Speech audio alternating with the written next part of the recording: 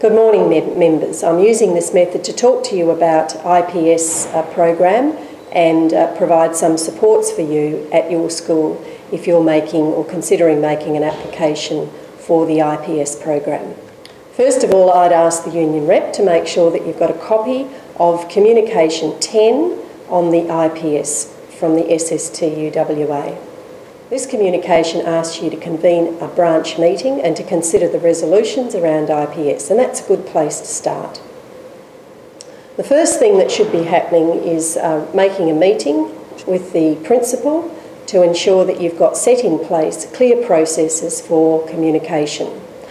One of the first things that you need to do is get the documents from the department that explain the IPS program so that everyone can see them and is clear and understands the processes and the possible direction that might be taken under IPS. The next thing you need to do is set up a process that will enable staff members to answer questions, to have concerns raised and issues identified, and also an agreed way in which the administrator can seek the answers to those issues and bring them back to the staff for their consideration.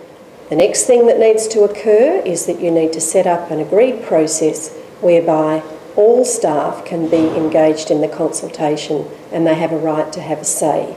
And our recommendation is that you look to have a vote across all staff. When you're aware of the outcome of the vote, then you need to have the staff representatives on the school council convey the outcomes of the staff vote to the school council so it can be considered in their deliberations, and also to make sure that they have the reasons behind why that vote has gone that way. You should also be talking to your community, and you'll notice that attached to Communication 10 there's a little letter that you can hand out to your parents so that they understand the position from the union's perspective of this new program that's being promoted by the government and the department. The IPS program and the consultation process doesn't provide a clear, set of expectations around how staff will be communicated with.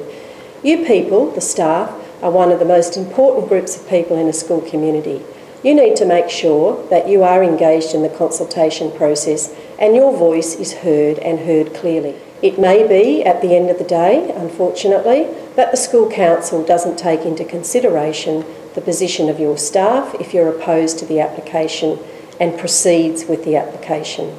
You need to make sure that that application is available for every staff member to see, and it should also be available for the school community. We're recommending as well that if the staff say no and the school council says yes, that the staff respond formally to the school council to express their disappointment, and we would also encourage the branch to make sure that they write to their local MP and to the minister, again, to stress your concern that this decision has been made against the wishes of one of the most important groups in the school community: teachers, administrators, clerical staff, gardeners, EAs, and anybody else working in that school community.